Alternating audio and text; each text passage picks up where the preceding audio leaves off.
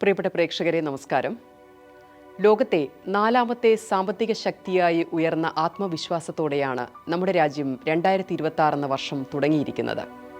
$4.18 trillion GDP-യോടെ India officially ലോകത്തിൻ്റെ എണ്ണം പറഞ്ഞ എക്കണോമിക് പവർ ഹൗസ് ആകുമ്പോൾ ഇന്റർനാഷണൽ മോണിറ്ററി ഫണ്ട് IMF പറയുന്നത് ഈ പോക്ക് പോയാൽ 2027-28 അതായത് 1.5 വർഷത്തിനകം ഇന്ത്യ ജർമ്മനിയെ മറികടന്ന് ലോകത്തെ മൂന്നാമത്തെ സാമ്പത്തിക ശക്തിയാകുമെന്നാണ്.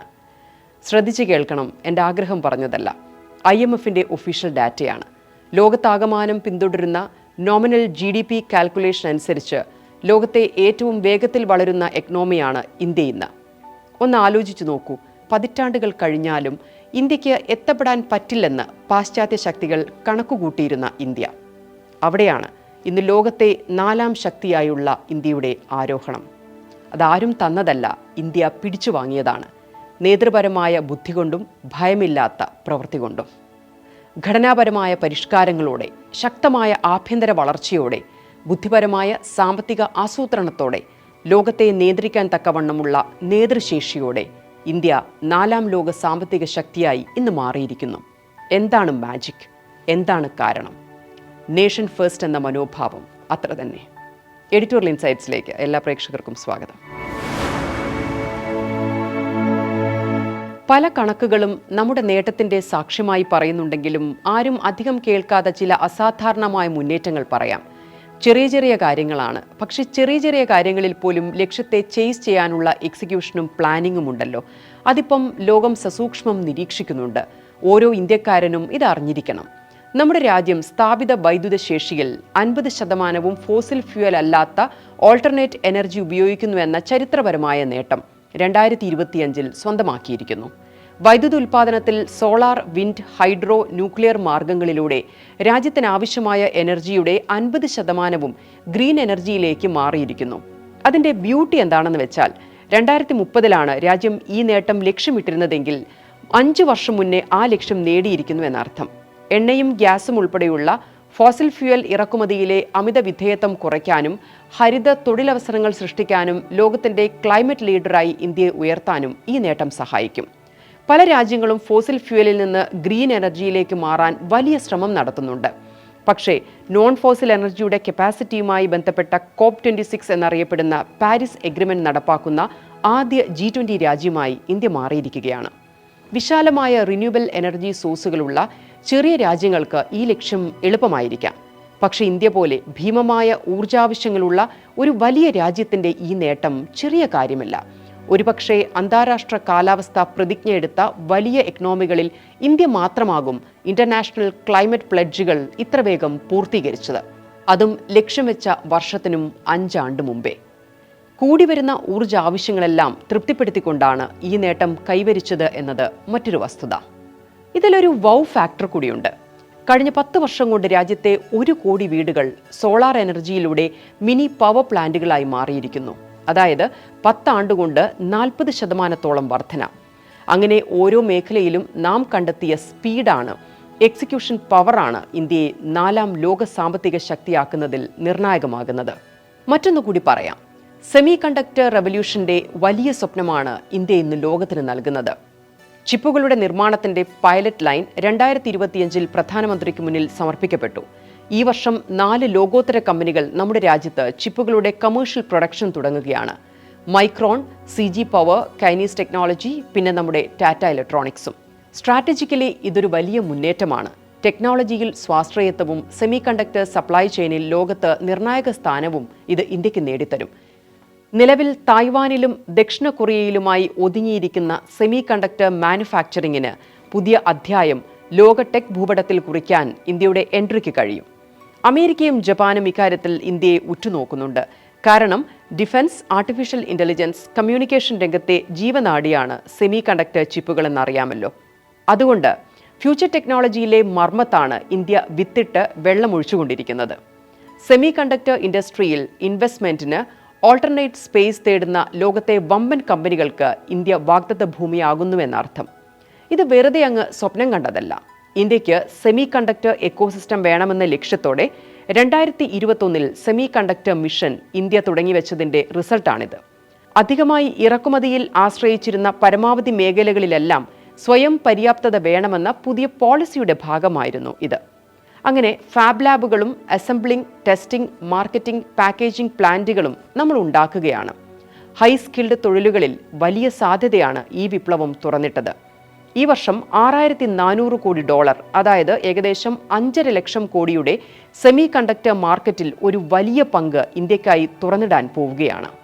ടെക്നോളജിയിലെ ഇന്ത്യയുടെ ഈ അഗ്രസീവ് അപ്രോച്ച് ഇലക്ട്രോണിക്സ് എക്സ്പോർട്ടിൽ ആകമാനം മാറ്റം വരുത്തും.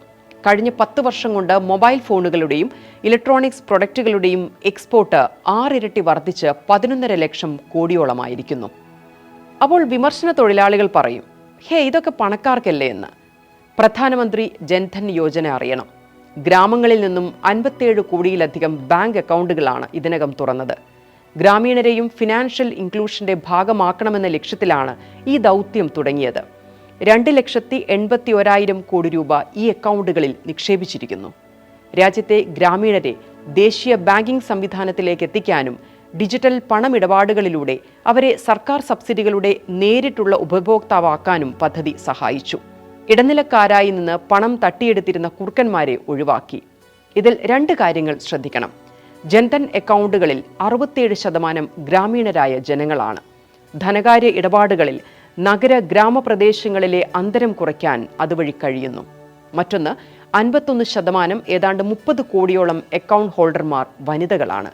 സർക്കാർ സബ്സിഡികളുടെ ഗുണഭോക്താക്കളിൽ പകുതിയിലധികവും ഗ്രാമീണരായ സ്ത്രീകളായി മാറിയെന്നതാണ് അതിൻ്റെ സൗന്ദര്യം.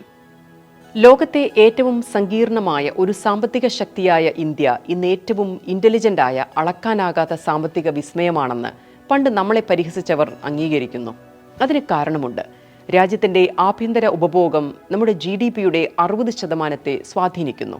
ശക്തമായ മധ്യവർഗവും സ്പെൻഡിംഗ് പവറോടെ വളരുന്ന യുവജനങ്ങളും ശോഭനമായ വരും വർഷങ്ങളാണ് ഇന്ത്യക്ക് നൽകുന്നത്. അതിന് കാരണം കഴിഞ്ഞ 10 വർഷം കൊണ്ട് ഇന്ത്യക്കാരൻ്റെ പെർ ക്യാപിറ്റ ഇൻകം അഥവാ ആളോഹരി വരുമാനം വലിയ തോതിൽ ഉയർന്നു. കണക്കിൽ ആ അപ്വേർഡ് ട്രാജക്ടറി കാണാം. 2014-15 86,000-ഓളമായിരുന്നു ആളോഹരി വരുമാനമെങ്കിൽ 2024-25 ഇന്ത്യക്കാരൻ്റെ ആളോഹരി വരുമാനം 2.5 ലക്ഷമാണ്. അതായത് 10 വർഷം കൊണ്ട് 188% വളർച്ച. സർവീസ് സെക്ടറിലും ഫിനാൻഷ്യലിലും റിയൽ എസ്റ്റേറ്റിലും പ്രൊഫഷണൽ സർവീസിലുമെല്ലാം ശുഭകരമായ വളർച്ചയാണ് ഈ വർഷവും കണക്കാക്കുന്നത്. പ്രതിരോധം ഉൾപ്പെടെയുള്ള രംഗത്ത് 9.9% ഗ്രോത്ത്. ഹോട്ടൽ, ട്രാൻസ്പോർട്ട്, കമ്മ്യൂണിക്കേഷൻ രംഗത്ത് 7.5% അധികം വളർച്ച രാജ്യം പ്രതീക്ഷിക്കുന്നു. കാർഷിക മേഖലയിലും അനുബന്ധ മേഖലയിലും 3.1% വളർച്ച രാജ്യം എക്സ്പെക്ട് ചെയ്യുമ്പോൾ ഇലക്ട്രിസിറ്റി, ഗ്യാസ്, കുടിവെള്ളം എന്നിവയിൽ 2.1% വളർച്ചയും നമുക്കുണ്ടാകും. ഈ കാലഘട്ടത്തെ ഗോൾഡിലോക്സ് പീരീഡ് അഥവാ ഇന്ത്യക്ക് ഏറ്റവും അനുയോജ്യമായതെന്നാണ് RBI വിശേഷിപ്പിക്കുന്നത്. ഇന്ത്യൻ സാഹചര്യത്തിൽ ഏറ്റവും ഐഡിയലായ സമയം. 2025-26 8.2% വളർച്ച എന്നത് രാജ്യം ശക്തമായ സാമ്പത്തിക വേഗം കൈവരിക്കുന്നു എന്നതിൻ്റെ തെളിവാണ്. കൂടുതൽ തൊഴിലവസരങ്ങൾ സൃഷ്ടിക്കാൻ ഇത് പര്യാപ്തമാണ്. ആഭ്യന്തരമായി ഡിമാൻഡ് കൂട്ടാൻ പര്യാപ്തമാണ്.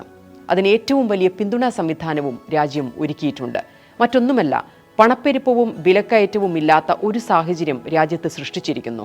രാജ്യത്തെ ഉപഭോക്തൃ വില സൂചിക, റീറ്റെയിൽ ഇൻഫ്ലേഷൻ അഥവാ ദൈനംദിന പേർച്ചേസിലെ വിലക്കയറ്റം കഴിഞ്ഞ ഒക്ടോബറിൽ ചരിത്രത്തിലെ ഏറ്റവും താഴ്ന്ന നിലയിലേക്കാണ് എത്തിയത്. 0.25%. അവിടെയും വിശ്വസിക്കാൻ അന്താരാഷ്ട്ര രേഖകൾ വേണമെങ്കിൽ IMFഉം യുണൈറ്റഡ് നേഷൻസുമാണ് ഇത് പറഞ്ഞിരിക്കുന്നത്. 6.6% റേറ്റിൽ ഇന്ത്യ വളരുമ്പോഴും ഇൻഫ്ലേഷൻ നന്നായി നിയന്ത്രിക്കപ്പെട്ടിരിക്കുന്നുവെന്ന് വെൽ കണ്ടെയ്ൻഡ് എന്ന വാക്കാണ് ഉപയോഗിച്ചിരിക്കുന്നത്. Inflation near 0 ആണിപ്പോൾ. കാരണം 400ഓളം പ്രൊഡക്റ്റുകളുടെ GST റേറ്റ് കുറച്ചതും സപ്ലൈ സൈഡ് ശക്തി ആർജിച്ച് നിൽക്കുന്നതും ഒരു കാരണമാണ്. റെക്കോർഡ് അഗ്രികൾച്ചർ പ്രൊഡക്ഷൻ ആയിരുന്നു എന്നത് മറ്റൊരു അനുഗ്രഹമായി. ചുരുക്കത്തിൽ 2026 കുറച്ചുകൂടി ശക്തിയാർജിക്കുന്ന ഒരു സാമ്പത്തിക സൂപ്പർ പവറായി ഇന്ത്യ പരിവർത്തനത്തിന് വിധേയമാകും. ഇന്ത്യയുടെ ഉയർച്ചയ്ക്ക് കാരണം ഉറച്ച തീരുമാനം വേഗത്തിലെടുക്കുന്ന ഭരണനിർവഹണ സംവിധാനമാണ്. നേതൃത്വത്തിൻ്റെ ഘടനാപരമായ ചടുലതയുമാണ്. ചൈനയെയും ജർമ്മനിയെയും പോലെ നമ്മളെക്കാൾ വലിയ എക്കണോമികളെ പ്രായമാകുന്ന ജനസംഖ്യയെയും ഉയർന്ന കടബാധ്യതയും അലട്ടുമ്പോൾ ഊർജ്ജരംഗത്തും ഇൻഫ്രയിലും ഡിജിറ്റൽ ഫ്രീഡത്തിലും രാജ്യമാകമാനം യുവമുന്നേറ്റം ഉറപ്പാക്കുകയാണ് ഇന്ത്യ. ക്യാപിറ്റൽ എക്സ്പെൻഡിച്ചറിൽ ഭീമമായി നിക്ഷേപിച്ച് ഇന്ത്യ നാളേക്കുള്ള അവസരങ്ങൾ ബിൽഡ് ചെയ്യുകയാണ്. 2021-25 കാലത്ത് ചരിത്രത്തിൽ കേട്ടുകേൾവിയില്ലാത്ത തരത്തിൽ ഇൻഫ്രാസ്ട്രക്ചർ വികസനത്തിനായി ഇന്ത്യ പണം ചെലവിടുന്നു. 3 കാര്യങ്ങൾ മാത്രം ശ്രദ്ധിച്ചാൽ മതി പുതിയ ഇന്ത്യ എന്താണെന്ന് മനസ്സിലാക്കാൻ. നമ്മൾ രാജ്യത്തെ വെറുതെ അങ്ങ് ഡിജിറ്റലൈസ് ചെയ്യുകയല്ല ചെയ്തത്. നമ്മൾ ഡിജിറ്റൽ പബ്ലിക് ഇൻഫ്രാസ്ട്രക്ചർ കെട്ടിപ്പടുക്കുകയാണ് ചെയ്തത്. 2.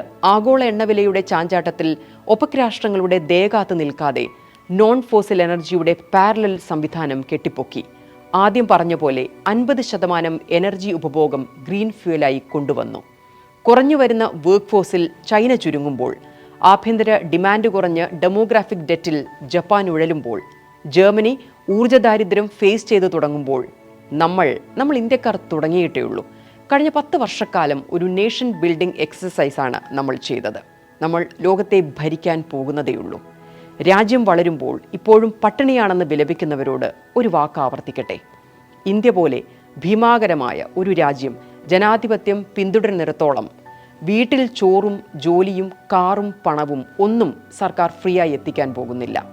അവനവനെ തേച്ചുമിനുക്കി ആത്മാർത്ഥതയോടെ നിങ്ങൾക്ക് ചെയ്യാനാകുന്ന മേഖലയിൽ ബുദ്ധിപരമായി മുന്നോട്ടു പോയാൽ രാജ്യം നേടുന്ന വിജയത്തിൻ്റെ പങ്കാളിയാകാം. വിലാപവും വിമർശനവും പഴങ്കഥയാണ്. അത് ചെലവാകില്ല. ഇന്ത്യ എന്നല്ല എവിടെയും മുന്നോട്ടുള്ള വലിയ യാത്രയിൽ ലാഭത്തിൻ്റെ പങ്കുകാരനാകാൻ ഒപ്പമുണ്ടോ എന്നതാകും ഇനിയുള്ള ചോദ്യം. എന്താണ് നിങ്ങളുടെ അഭിപ്രായം? എഡിറ്റോറിയൽ ഇൻസൈറ്റ്സ് ഇവിടെ പൂർത്തിയാകുന്നു. സംരംഭകത്വം, സ്റ്റാർട്ടപ്പ്, ഇന്നൊവേഷൻ, ടെക്നോളജി വാർത്തകൾക്കായി channel.com സബ്സ്ക്രൈബ് ചെയ്യുക.